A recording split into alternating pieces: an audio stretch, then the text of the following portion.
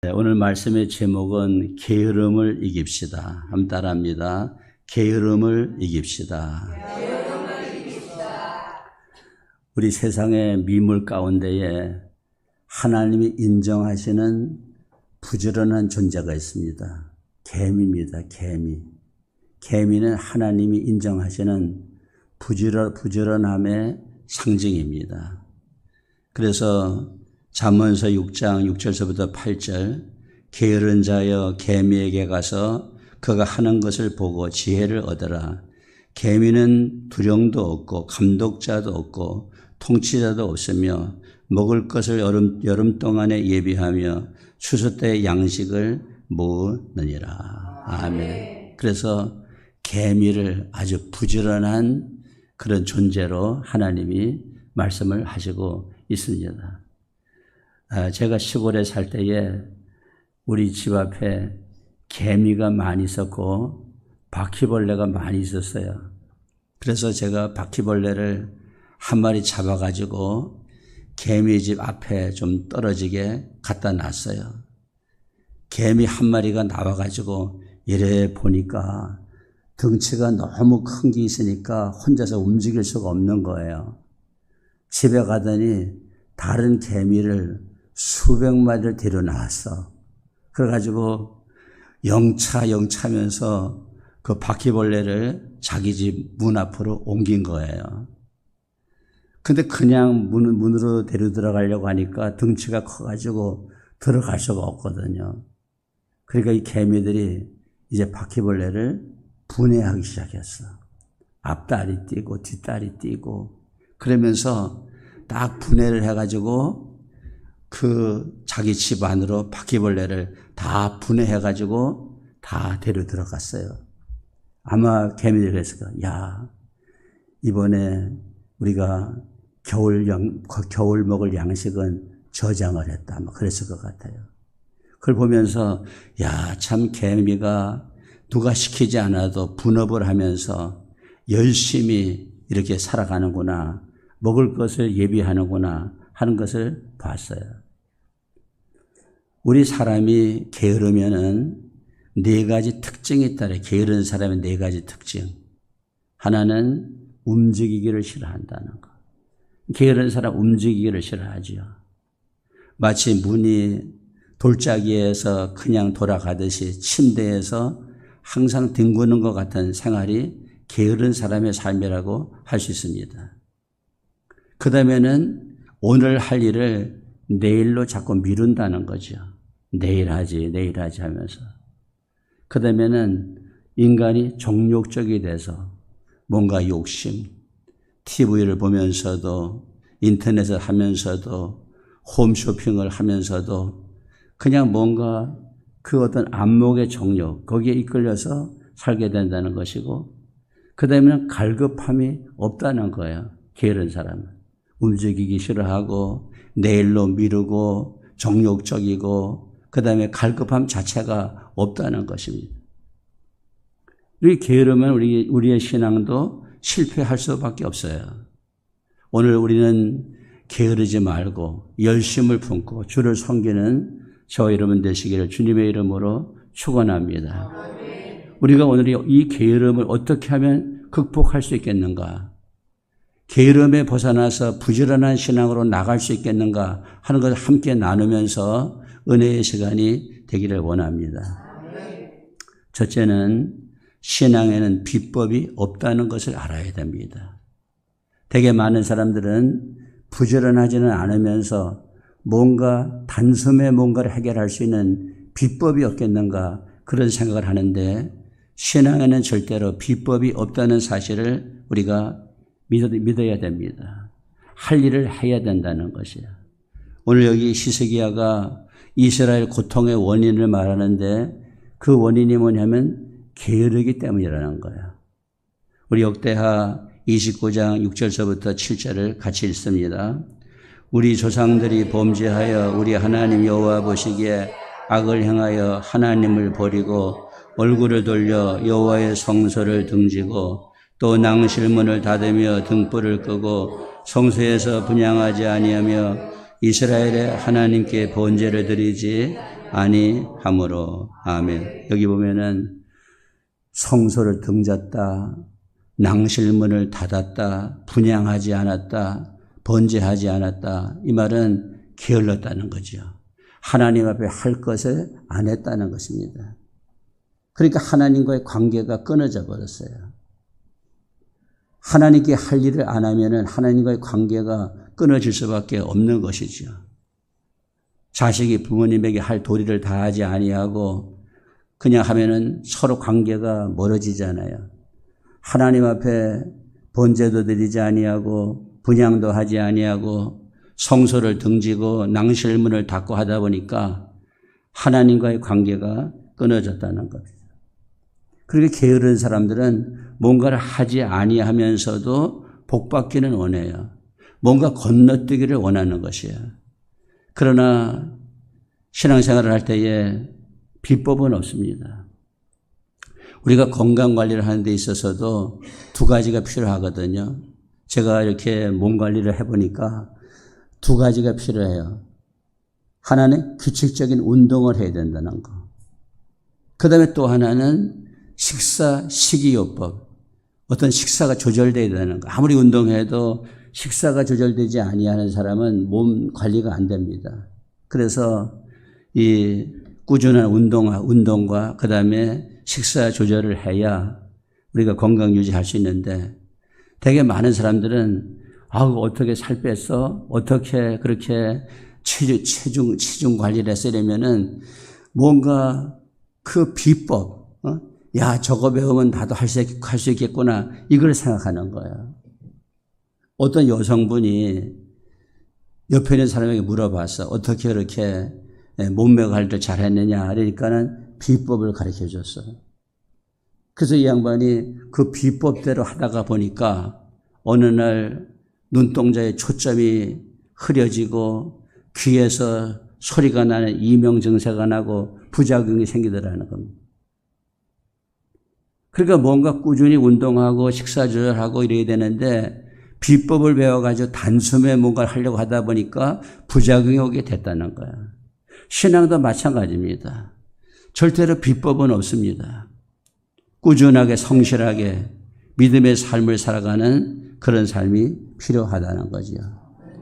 저 미국의 켄터키 대학의 농구팀을 이렇게 훈련하는 릭 파티노라고 하는 이런 감독이 있는데 이 감독이 그 켄터키 시골의 어떤 여자 고등학교 농구팀을 맡아가지고 그 농구팀을 이렇게 유명한 팀이 되도록 만들었어요.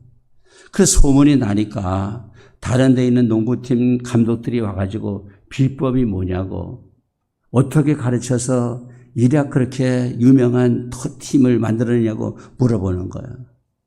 비법은 다른 것이 없다고 압박 수비를 하는 것이라고. 압박 수비는 뭡니까? 그냥 상대방 선수들에게 밀착해가지고 몸으로다가 막아내면서 골을 넣지 못하도록 만드는 압박하는 거 아니겠어요? 그런데 압박 수비가 되기 위해서는 피눈물 나는 훈련이 먼저 있어야 되고 그 다음에 체력을 길러가지고 상대방 선수보다가 체력이 우위에 있어가지고 뭔가 몸으로 막아내야 되는 건데 이런 어떤 피나는 노력 또 체력을 단련하는 이런 거는 하지 아니하고 압박 수비만 배워가지고 하려고 하다 보니까 다 안 되더라는 거야. 비법을 배워가지고는 안 되더라는 거야. 우리가 신앙생활 하면서도 서로 물어봅니다. 권사님 어떻게 해서 응답받았습니까? 나 하루에 3시간씩 기도했어. 3시간씩 기도하려고 하다 보니까 3분 기도하면 기도할 게 없는 거예요. 새벽 기도 열심히 했다. 새벽 기도 하려고 새벽 기도 한 번 나왔다 가니까 그날은 일이 안 되는 거예요. 그러니까 그 권사님이 그렇게 된 거는 처음서부터 그렇게 된 건 아니에요. 10분 기도하는 것이 30분 되고 30분이 1시간 되고 그러다 보니까 3시간 되는 것이고 처음에는 막 그냥 새벽 기도하는 것이 힘들어가지고 그냥 힘들게 하지만은 꾸준하게 하다 보니까 습관이 들어가지고 하게 되는 것이지 하루아침에 된 것은 아니거든요. 그러니까 우리가 어떤 비법이 없는 것입니다. 그런데 오늘날 그리스도인들의 문제점이 뭐냐면은 세상을 살아가는 데 있어서는 부지런해요. 게으르지 않습니다. 여러분 주변에 있는 사람들 볼 때에 게으른 사람이 있을까요? 다 새벽부터 나가서 어딘가를 분주하게 다니면서 시간 없어 좀 만나자고 해도 나 시간 없어 너무 바빠 입에 그냥 바쁘다는 말이 달려있는 것이에요. 근데 문제는 뭐냐? 하나님 앞에 믿음 생활을 열심히 하기 위해서 바쁘냐? 아니면 세상에 돈 벌기 위해서 바쁘냐 할 때에 후자가 많다는 거지. 세상적인 일을 하기 위해서는 바쁘지만은 하나님의 일을 하기 위해서는 게으르다는 것입니다. 성경의 전형적인 교회가 어떤 교회냐면은 라오디게아 교회입니다. 이 라오디게아 교회는 육신적으로는 너무나 바쁜 교회입니다. 바쁜 교인들입니다. 그러다 보니까 돈이 많아요. 부자입니다. 그런데 믿음 생활을 하는 데 있어서는 게을러요. 그러다 보니까 하나님 볼 때에 가련하고 곤고하고 가난하고 눈멀고 벌거벗었다. 우리 요한계시록 3장 15절부터 17절 같이 봅니다. 내가 네 행위를 아노니 네가 차지도 아니하고 뜨겁지도 아니하도다. 네가 차든지 뜨겁든지 하기를 원하노라. 네가 이같이 미지근하여 뜨겁지도 아니하고 차지도 아니하니 내 입에서 너를 토하여 버리리라. 네가 말하기를 나는 부자라 부요하여 부족한 것이 없다 하나 네 곤고한 것과 가난한 것과 눈먼 것과 벌거벗은 것을 알지 못하는 도다 그랬어요.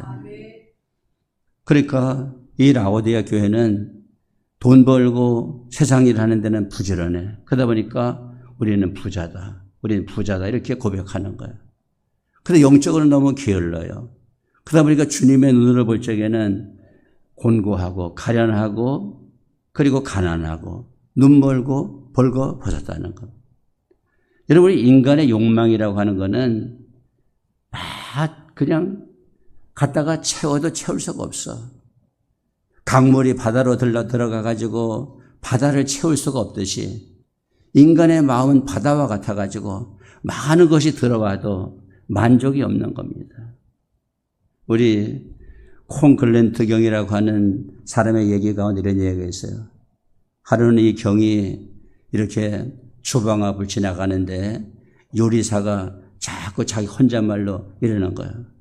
5파운드만 있으면 좋겠는데 5파운드만 있으면 좋겠는데. 그래서 이 경이 저 요리사가 5파운드가 정말 필요한가 보구나 생각을 해가지고 5파운드를 줬어요. 5파운드가 그렇게 필요하냐 5파운드 줬어.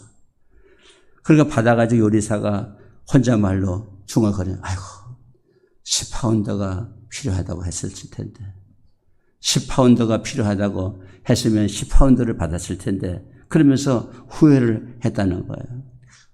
인간의 욕망은 끝이 없는 거죠. 우리 코미디언 가운데 조지번이라고 하는 사람이 있는데 그 사람이 이런 코미디를 했습니다.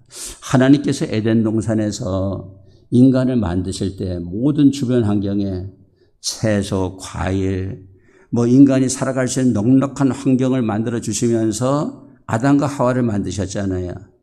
근데 이상한 거는 하나님이 옷을 안 만들어 주셨어. 아담과 하와가 입고 다닐 수 있는 옷을 안 만들어 주셨어. 그래서 무화과 잎을 갖다가 옷을 만들었잖아요. 하나님이 인간에게 모든 것을 풍성하게 공급해 주시면서도 왜 옷은 안에 입혀 주셨을까? 그러면서 이런 말을 합니다. 만약에 인간에게 옷을 만들어 입혀 주셨다면은 인간이 호주머니 왜 안 달아주셨느냐?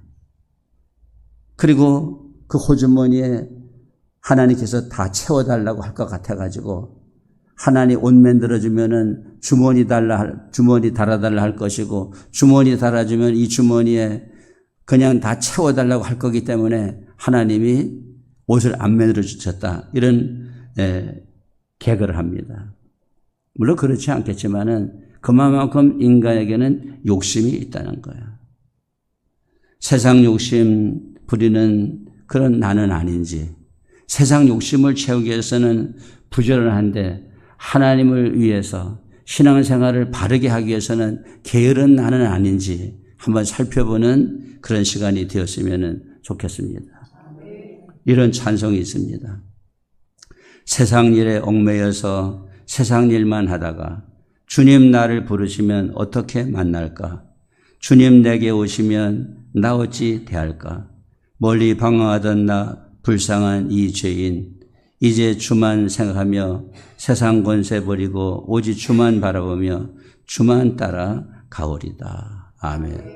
여러분, 신앙에는 비법이 없다는 것을 알아야 우리가 게으르지 아니할 수 있어요. 한 걸음 한 걸음 성실하게 살아가는 그 삶만이 우리의 신앙생활을 바르게 하고 하나님과 올바른 관계를 맺어가는 그런 은혜가 있게 될 줄로 믿습니다.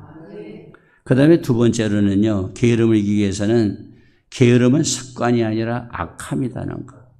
내가 게으른 것은 습관이라고 생각하면 안 되고 내가 게으른 것은 악이라고 생각해야 된다는 것. 게으름은 악입니다. 습관이 아니라 악입니다. 성경은 게으름을 악이라고 말해요. 그러니까 게으른 사람들은 습관적으로 게으르다고 생각해서는 안 되고 내가 악을 행하고 있다고 생각할 때에 그 게으름을 이길 수 있다는 겁니다.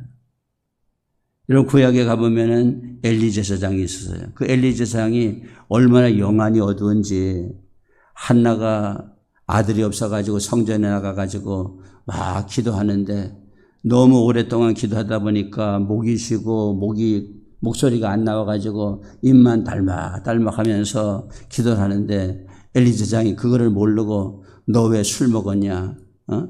왜 술 먹고 성전에 들어와서 기도하느냐? 하면서 그 한나를 비난했어요. 너무나 열심히 기도해서 하나님하고 심정이 통하도록 기도하는 여인을 보고 술 먹었다고 할 정도로다가 이 엘리 제사장이 영안이 어두웠다는 거예요. 그러면서 술 끊으라 그러죠.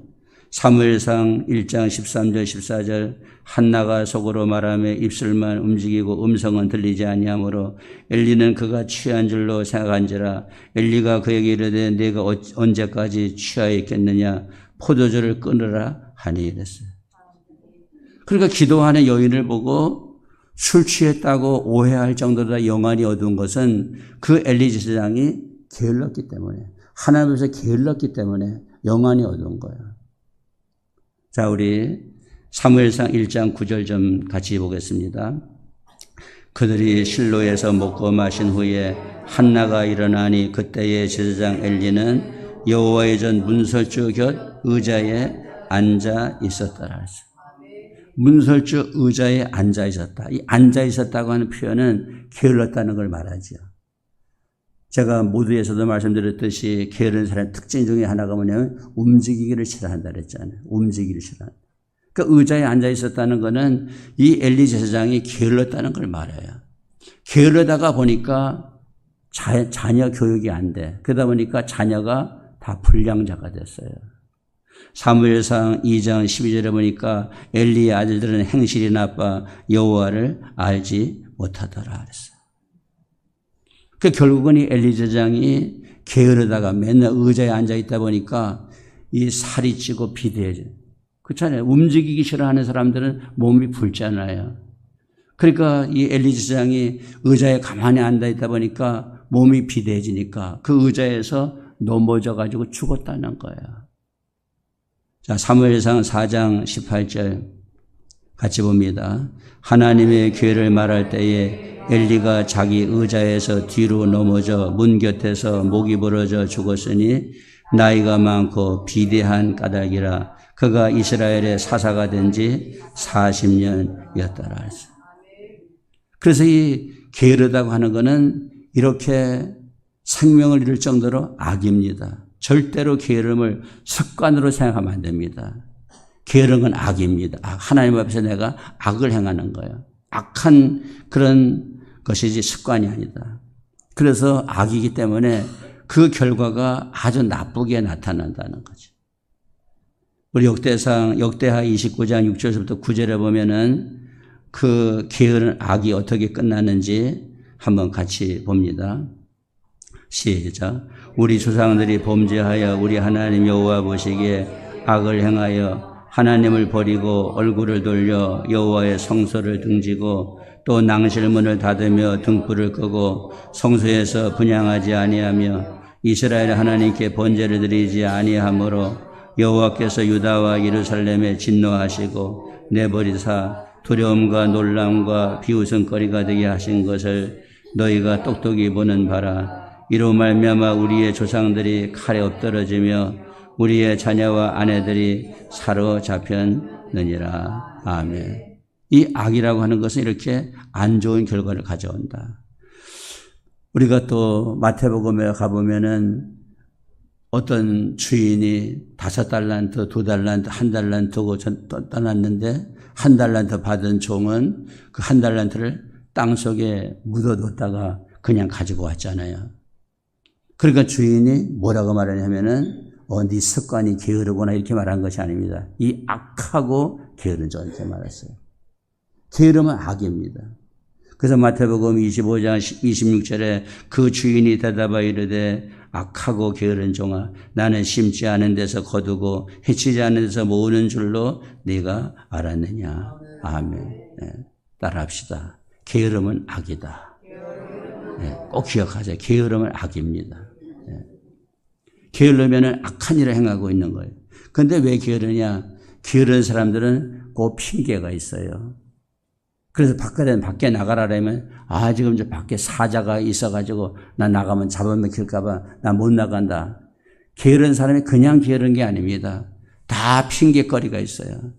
그래서 잠언서 22장 13절에 가보니까 게으른 자는 말하기를 사자가 밖에 있은즉 내가 나가면 거리에서 찢기겠다 하느니라. 아멘. 핑계 없이 죽은 무덤이 없다잖아요. 게으른 사람이 다 핑계가 있지. 나는 뭐 때문에 못하고 기도하려는데 뭐 때문에 기도 못하고 예배 나오려는데 뭐 때문에 못 나오고 부지런하고 싶은데 뭐 때문에 부지런 못하고 다 이유가 있는 겁니다. 그 나름대로 내가 생각하는 핑계, 남들에게 난 이것 때문에 신앙생활을 제대로 못하는 핑계, 그 핑계를 내려놔야 돼요. 그래야 게으르지 아니하고 부지런해질 수가 있는 것이죠. 여러분 잘 아시는 미국의 32대 대통령은 루즈벨트라는 대통령입니다. 이 루즈벨트. 근데 루즈벨트라고 하는 사람은 39살에 소아마비에 걸려가지고 소아마비가 됐어요. 그러니까 한쪽 다리에 젖는 것이에요. 그러다 보니까 그것이 핑계거리야. 뭐 하라면 나는 다리가 불편해서 못한다. 핑계거리 하나 좋잖아요. 다리가 불편해서 못한다는 거. 뭔가 운동을 하라고 해도 다리 아파서 못한다.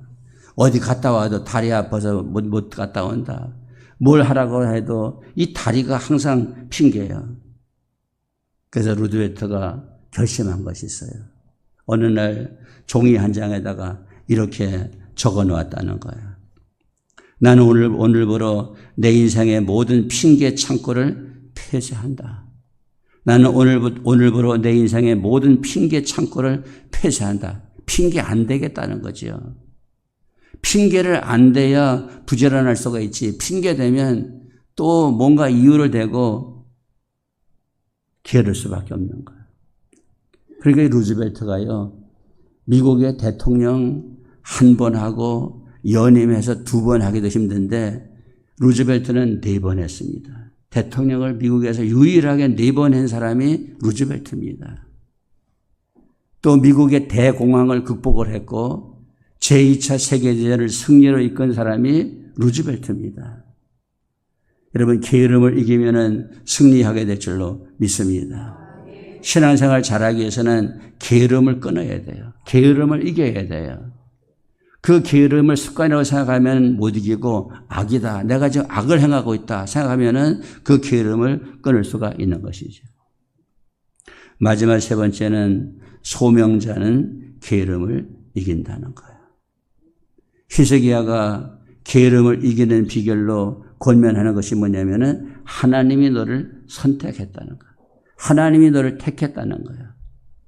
역대하 20장 11절 시작. 내 아들들아 이제는 게으르지 말라. 여호와께서 이미 너희를 택하사 그 앞에 서서 수종들어 그를 섬기며 분향하게 하셨느니라. 아멘. 여기 보니까 이미 너희를 택하사 이런 말이 있어요. 하나님이 택했다는 말은 그 사람에게 주신 소명이 있다는 거예요.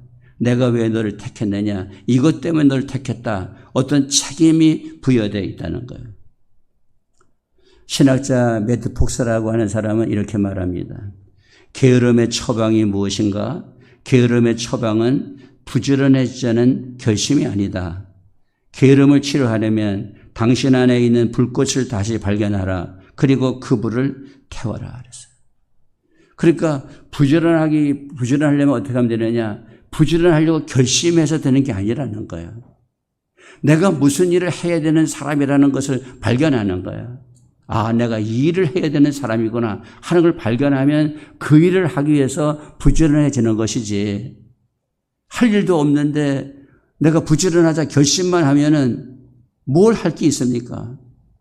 그러니까 나는 이 일을 하나님이 맡기신 사람이다 하는 것을 깨달을 때에 부지런하게 되는 것이죠.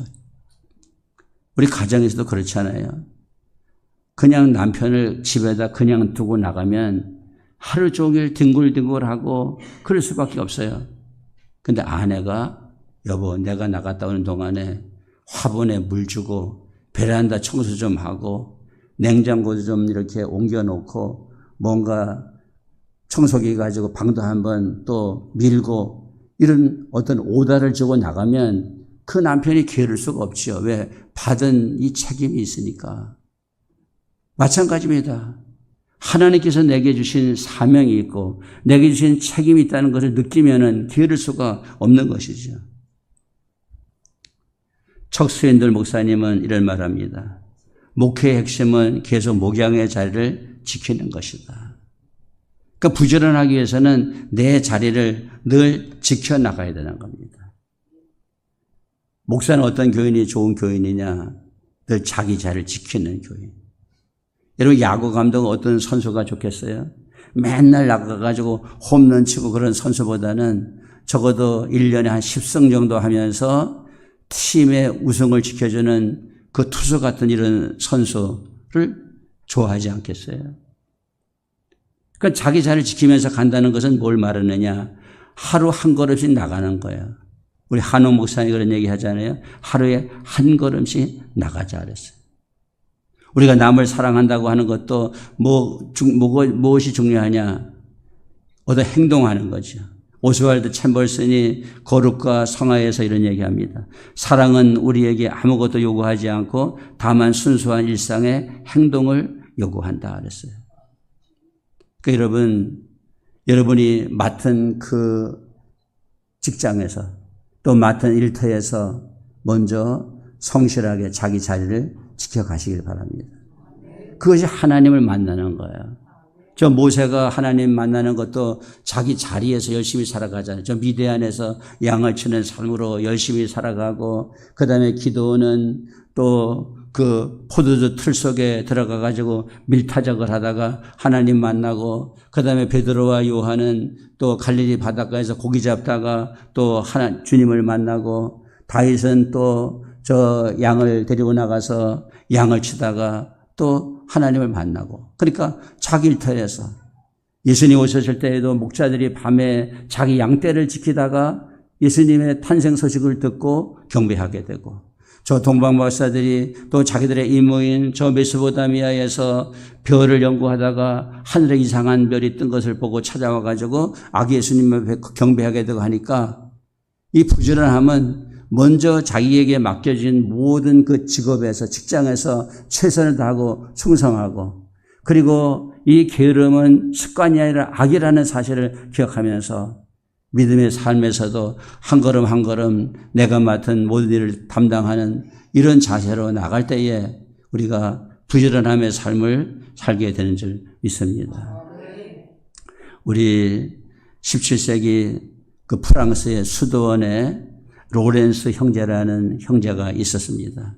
그런데 그 로렌스 형제가 뭐 하는 사람들이냐면은 그 수도원에서 밥 짓고 설거지하고 감자 깎고 기름 닦고 그런 일 하는 사람들이에요. 어느 날 방문객이 보니까 그 뜨거운 불 속에서 요리하고 감자 깎고 밥 짓고 설거지하고 기름때 닦고 하는 걸 보니까 너무나 힘들 것 같아. 그래서 왜 그런 일 하느냐고, 힘들지 않느냐고 이렇게 얘기하니까 로렌스 형제가 환하게 웃으면서 이렇게 대답을 했다는 거예요. 저는 지금 계란 후라이를 뒤집으면서도 하나님을 예배하고 있습니다. 이 주방에 후라이팬 뒤집는 소리가 저에게는 성가대의 찬양 소리와 같습니다. 저는 황홀한 예배당에서보다 이 부엌 바닥에 먼지를 쓸 때 하나님과 가장 깊이 동행함을 느낍니다. 그렇게 말했다는 겁니다. 그러니까 예수 믿는 삶은 세상의 모든 일을 제쳐놓으라는 것이 아니에요. 거기에만 집중해가지고 부지런하고 영적인 삶에 게으르면 안 된다는 거예요. 세상에 우리의 삶도 부지런하게 살아가야 되는 건 물론이지만은 하나님의 교회에서 맡겨주신 모든 일, 내가 또 하나님과의 관계에서 해야 될 여러 가지 영적인 생활도 게으르지 말고 부지런하게 할 때에 하나님이 기뻐하시는 삶을 살게 된다는 겁니다. 이제 말씀을 맺으려고 합니다. 신앙은 비법을 배워 하는 것이 아닙니다. 게으름은 습관이 아니라 악입니다. 게으름을 극복하는 비결은 소명의 불꽃을 살리는 겁니다. 여러분, 오늘 우리에게 하루하루 시간들이 주어지고 있습니다. 오늘도 하루가 주어지고 내일도 주어지고 할 때에 정말 우리에게 주어진 하루하루를 허송세월하지 않는 성실하게 살아가는 그런 저와 여러분들이 되시기를 주님의 이름으로 축복합니다. 우리 이런 고백을 한번 하면서 오늘 말씀을 마치려고 합니다. 같이 시작. 내게 주어진 하루를 감사합니다. 내게 또 하루를 허락하심을, 이 하루도 헛되이 보내지 않으며 살기 원합니다. 아멘.